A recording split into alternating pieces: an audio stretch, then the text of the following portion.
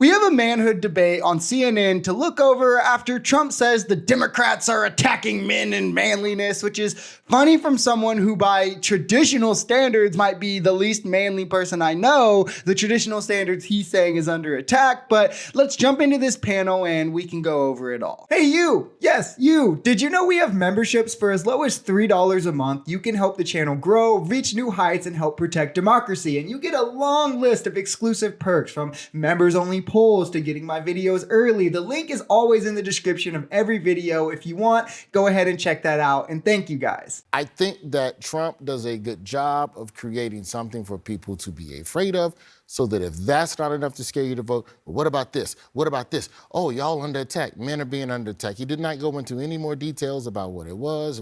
I don't remember the program, but earlier this week he mentioned that Harvey Weinstein got jammed up, and he didn't really go into detail on that in the sense of Harvey Weinstein's got a raw deal in terms of the criminal trial, but there always seems to be a new fear log to throw on the fire of why you should vote for me. As a man, I want to know what's under attack. I'm feeling good. He's exactly right. Like, I'm being attacked where? Because if anything, the only time my masculinity comes under attack is from Republicans and Trump supporters who will say you're not a man if you don't fit into their worldview of what a man should be, which is including like homophobia, transphobia, like all these disgusting things. And the left, however, is all inclusive and understands what masculinity actually is. For the right, if you're not a bully like Trump, you're definitely not a man. But Roy Woods is absolutely right in that Trump is good at creating fear, and fear is what he hopes gets him elected, is what got him elected in 2016. And he's trying it again, hence the fact he never really expands on policy. It's just,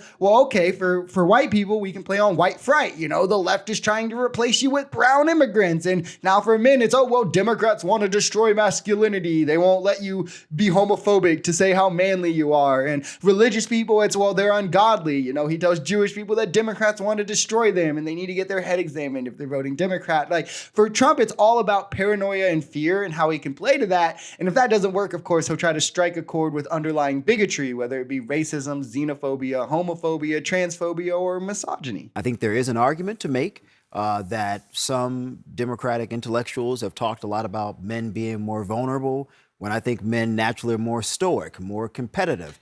I think a lot of men will look I think so. I think a lot of conservative men will look at the Democratic Party. I don't want to get into like a manhood debate. No, I know, but Abby, I think the critique would be from Republicans that Democrats are arguing for a new manliness. And Republicans would say, no, we are protecting traditional masculinity. He literally did the bit right there. Like, unironically, it's, oh, well, men have to be strong. They can't be anything else. They can't show emotions. They have to be stoic, competitive, aggressive. They have to work their lives away, when that leads to a lot of negative outcomes for men. And we know this. Throughout history, this kind of toxic masculinity or worldview of it is why men historically have higher suicide rates than women. And it's pretty well researched too. A man box score is something that takes like a questionnaire of sorts where your worldview is defined through questions of this kind of traditional masculinity, you know, men being stoic, being aggressive, showing no emotions, working. And the more of these kinds of traits that a person agrees with in terms of masculinity, the higher their man box score is. And research has found through multiple studies that men who agree with these more rigid definitions of masculinity have significantly higher odds of things like depression, suicidal ideation, anxiety, as well as being more likely themselves to perpetrate bullying and or sexual harassment onto others, which is why the left is being more all-inclusive, letting men know, hey, it's okay to feel. You can cry, my guy. You know, to be who you are is the right way to be a man. If anything, true strength is being able to show your emotions, not being scared to be vulnerable. You should want to protect oppressed minority groups if you feel like you have to be a protector to be a man, right? You would want to protect groups like trans people who are under constant attack, not perpetrate bullying, harassment, violence against them. The right has brainwashed men into hurting themselves, and the left is just attempting to undo that trauma. it goes back to how you define a man. You're talking about men are naturally more stoic. I think that we have bred out of men a lot of their instincts that they have when they're young. When you're young, you have these close friendships, you have all of these relationships with other people, and then as you get older, you're supposed to keep it all in and keep it all together, and that's probably why men end up shooting people, shooting themselves, why there's an epidemic of loneliness. There is a different way for men to react in our world that is not so alone, that is not so stoic, that is not so buttoned up, and we could open up the world to that. And then we would maybe not be having to talk about the death of manhood when we say, okay, well, how is Donald Trump defining manhood? As bullying people, as demeaning women, as raping women? Because this is the kind of manhood that he represents. I take the point about the increases in suicide, but let's be honest, men take risks that women, respectfully, don't typically take.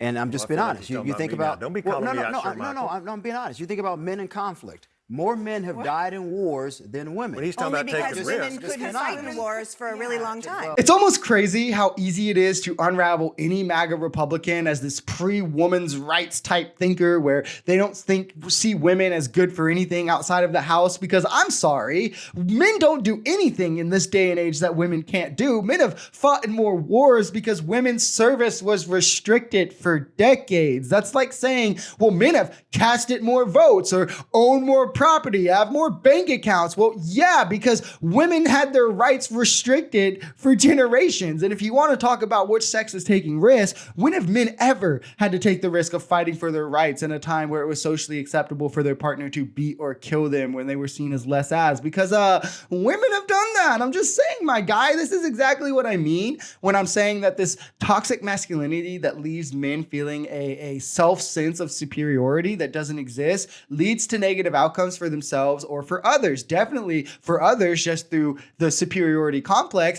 but for themselves as well if they can't then live up to that superiority that they have the self-sense of. And everything this lady said is absolutely true. Masculinity is a social construct. To pretend it's like biological nature is insane. Men feel like they have to act this way because they were nurtured into feeling like that from a very young age. Most of them from their parents, but even for others from society, right? But as society changes, what it means to be a man changes. What it looks like to be a man changes. That is the nature of a social construct. But for Republicans, they want men to stick to how they were in the 1900s, right? They want them to be like Trump, who says you can grab women in their no-no square and you don't even have to ask, or you can cheat on your wife or sexually assault women and it's all fine. And, you have to be the breadwinner in your house and all these different things that simply are not true and don't lead to more happiness for men. So why would we go through this worldview? And not only is it not true, but it's more harmful to even men to think this way.